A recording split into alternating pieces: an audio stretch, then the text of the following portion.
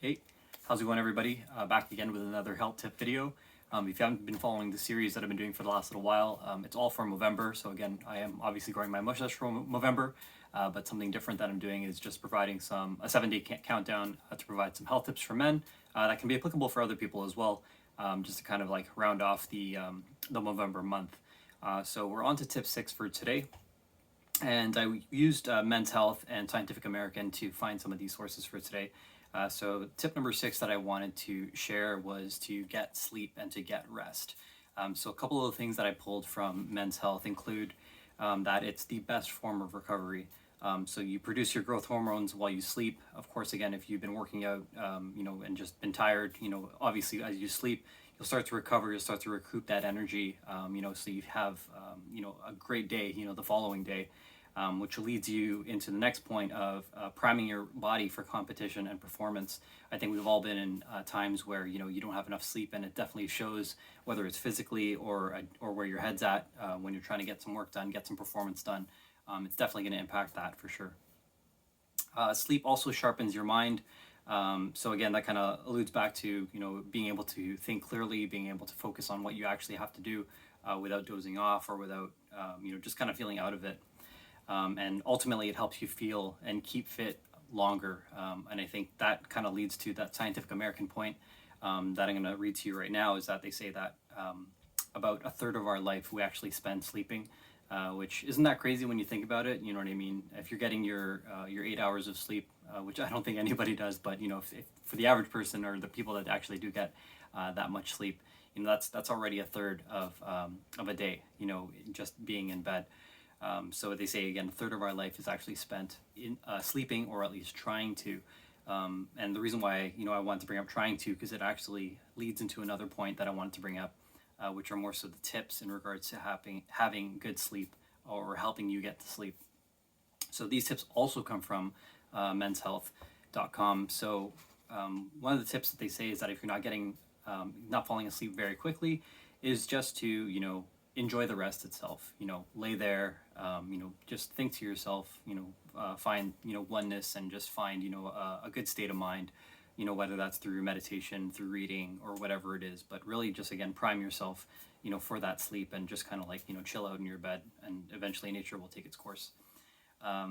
Stay away from screens. I think that's a big one. They talk about whether it's the actual interactive nature of what you see, the stimulation that you're seeing on the screen itself.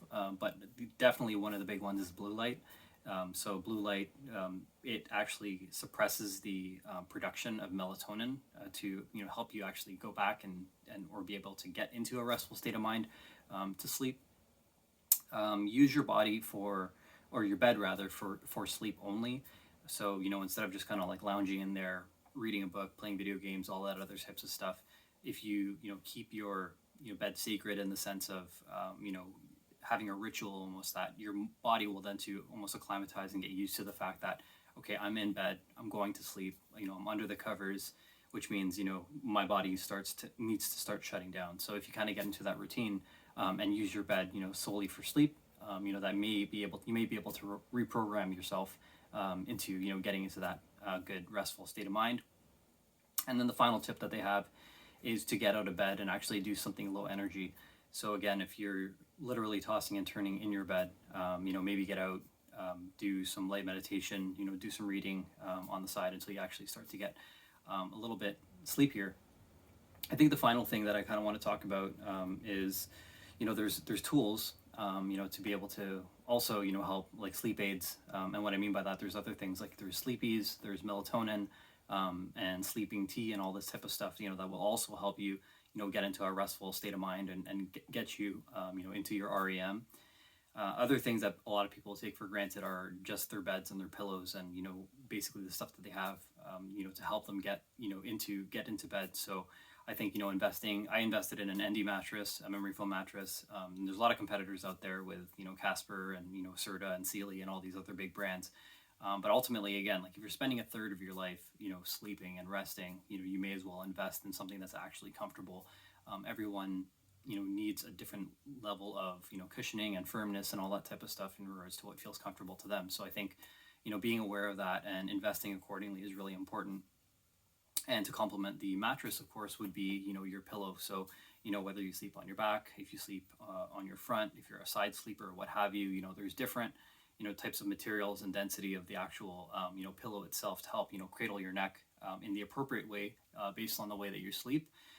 There are things like weighted blankets for people that, toss and maybe have anxiety, so that might give you a feeling of, being coddled, being hugged almost, to your bed to kind of help you kind of relax from all the fidgety type emotions that you might have. For side sleepers, that have back and leg issues, I know that there are, specific leg pillows that, you can kind of put, right against your thigh, and it kind of cradles your back to give you a sense of alignment. But ultimately, with all the things that I'm talking about, I really just kind of want to highlight that, if your bed isn't comfortable, if you're, doing things to kind of stimulate your mind in bed, you're definitely not going to get that restful sleep that you need. So I just kind of wanted to talk about, how important sleep was, a couple of things that you could do to help yourself fall asleep, and some of the things that you can invest in, to help you get some restful sleep as well. So I'll call it, a video at that, and I'll cut it off here. But again, like I mentioned, I'm doing this all for Movember. And as well, my birthday now tomorrow is not only Movember, the end of November, it's my birthday, and it's also the Giving Tuesday. So again, I am really, really, begging and pleading that, my friends and family are able to, donate a couple dollars, in regards to that Giving Tuesday, my birthday, and to the Movember cause itself, just to be able to support a great cause. I'll leave you with that, and I will be back again tomorrow with my final health tip, and I think it's going to be a big one, so I really hope that everyone tunes in for that, and I hope you have a great night.